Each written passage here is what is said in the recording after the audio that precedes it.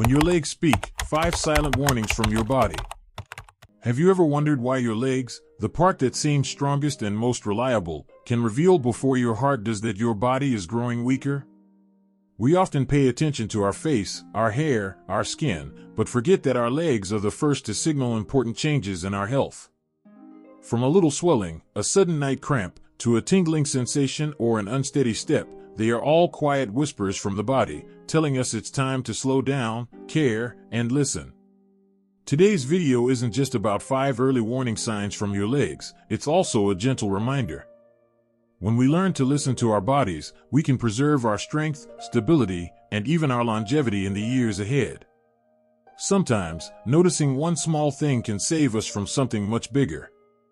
And as always, if this story means something to you, please take a moment to subscribe, share, and turn on the bell for the Slow Living channel. It not only gives me the motivation to keep creating stories like this, but also helps you stay connected to every quiet journey. The kind that moves slowly, softly, yet always finds its way to the heart. Part 1. When your legs speak. I used to think swollen legs after a long day were normal, maybe from sitting too much, walking too far, or simply getting older. But one evening, as I removed my socks and saw the deep marks on my ankles, I knew something wasn't right. My shoes were tighter, and each step felt a little heavier. We often ignore small signals like these, assuming the body is just temporarily tired. But the truth is, the body rarely sends meaningless signals. When your legs begin to swell and don't go down, it may be your heart growing weaker, your kidneys overworked, or your veins struggling to keep up. I once heard the story of a friend named Harold. He was 68, still strong and sharp. One day, he noticed his socks left deeper imprints than usual. He laughed it off, probably too much salt. Weeks later, his doctor told him his heart wasn't pumping as strongly as before. Luckily, Harold caught it early, adjusted his medication, and started walking regularly.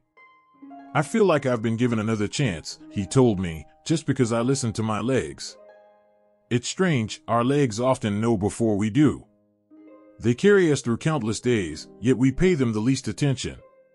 Swelling isn't just about appearance, it drains energy, slows us down, and quietly steals our joy without us realizing it.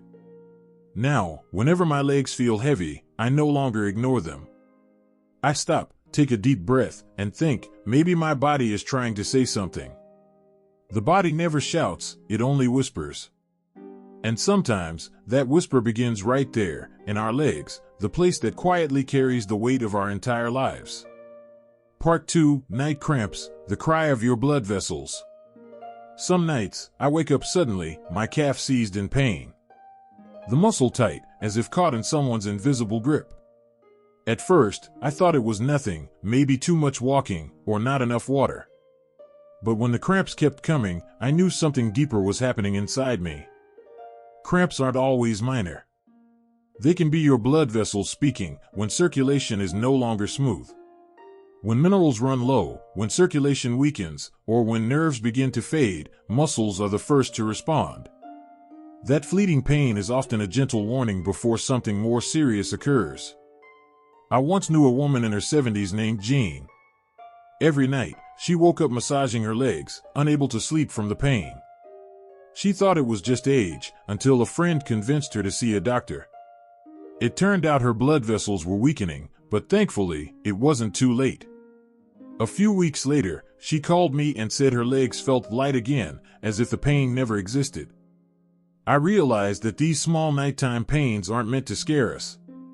They remind us that our blood is still alive, still moving through us each day. If we just listen, drink more water, stretch gently, release tension, the body knows how to heal itself. Now, when a cramp visits me, I no longer get frustrated. I see it as a whisper, rest a bit. Take care of me. Because maybe, the body never means to punish us, it only wants to be heard. Part 3. The unexplained bruises, when time isn't to blame. One morning, I looked down and noticed small bruises along my legs. No bump, no fall, yet faint purple marks appeared under my skin. I told myself, maybe it's just thin skin. But as the weeks passed, the bruises became more frequent, darker. As if my body was trying to tell me something I hadn't yet understood. We think of bruises as skin deep, caused by a small knock or pressure. But sometimes the cause lies deeper, in weakened veins or sluggish circulation. When blood pools around the ankles, the skin darkens, leaving stains that don't fade easily. I once met a woman named Susan, in her 70s. It started with tiny dots near her ankles. She thought they were age spots. But the area darkened and grew sore. Her doctor later said it was venous insufficiency, a silent yet dangerous condition if ignored. After months of care, walking, and gentle therapy, her legs brightened again. But more than that, she regained her confidence to step outside. Small bruises may not hurt, but they can quietly change how we see ourselves. What we fear isn't just others' eyes, it's the quiet thought that our bodies are changing. And they are. But instead of fear, we can choose awareness. Now, whenever I see a strange mark, I don't dismiss it. I see it as a small letter from my body, written in purple, sent with patience. A reminder that says, take care of me, before it's too late. Part 4, when your feet go numb, and you think you're fine. One morning, I realized I couldn't feel the ground beneath my feet.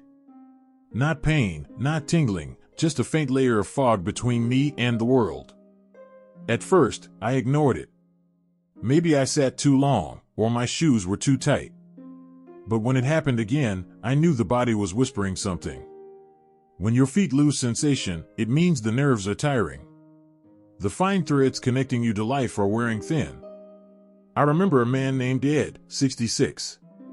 He once stepped on a shard of glass and didn't even feel it. Only when he saw the blood did he realize he was hurt. Doctors said it was nerve damage from diabetes, the disease he thought he had under control. Fortunately, early care helped him regain strength and feeling in his feet. Losing sensation is one of the quietest fears we face.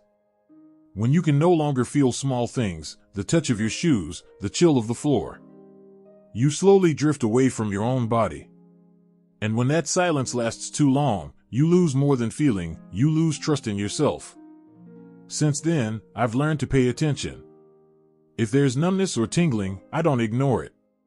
Because sometimes, the most dangerous thing isn't pain, it's the absence of it. Now, every step feels like a small reminder. To be grateful that I can still feel. Because it means I am still alive, fully, in every step I take. Part 5, when your steps aren't steady anymore. Some days, I step outside and notice I walk slower. Not because I'm tired, but because my legs seem unsure. As if they're no longer certain of the ground beneath them. A small stumble, a slight wobble, I tell myself, maybe I didn't sleep well. But when it happens again, I know my legs are speaking, I just haven't been listening. Losing balance is one of the body's most subtle warnings. When muscles weaken, nerves slow, or blood pressure fluctuates, stability fades. We call it getting old, but really, it's the nervous system quietly asking for rest. I knew a woman named Mary, 72, who loved her garden more than anything. Lately, she had been tripping over the pathstones, nearly falling twice. Her doctor said her muscles had weakened from inactivity, and her medication needed adjustment. She began daily balance exercises, and within weeks, her steps grew stronger. When she told me, her eyes sparkled, she had found her legs again. I realized each fall doesn't just hurt the body, it shakes the spirit. When we fear falling, we hesitate to move. And when we stop moving, aging arrives faster. Now, I walk slower but steadier. I keep my back straight, eyes forward, mind calm.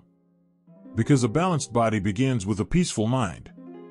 If your steps feel uncertain today, pause. Not to blame yourself, but to be grateful. Your legs are still trying to hold you, even when you forget to notice. Sometimes, the beauty of life isn't in walking fast, but in walking steady, walking long, and still being able to walk at all. Final chapter, when your legs tell their story. Our legs weren't just made to walk, they were made to remind us to listen. A bit of swelling, a sudden cramp, a stumble, all tiny signs the body sends before something larger unfolds. I used to ignore those signs until I learned the body never lies. It doesn't shout or demand, it only whispers. And sometimes, that whisper begins in our legs, the quiet pillars that carry our lives every day. Now, each morning, I stand still for a few seconds, feeling the ground beneath my feet. I take a deep breath and whisper, "Thank you for still allowing me to walk." Because listening to the body is, in its own way, learning to listen to life. If these stories touched your heart, leave me a comment and tell me what you're thinking. And don't forget to subscribe to the Slow Living channel. So each week, we can sit together again, listening to small stories about the body, about life, and about the quiet peace we're all searching for.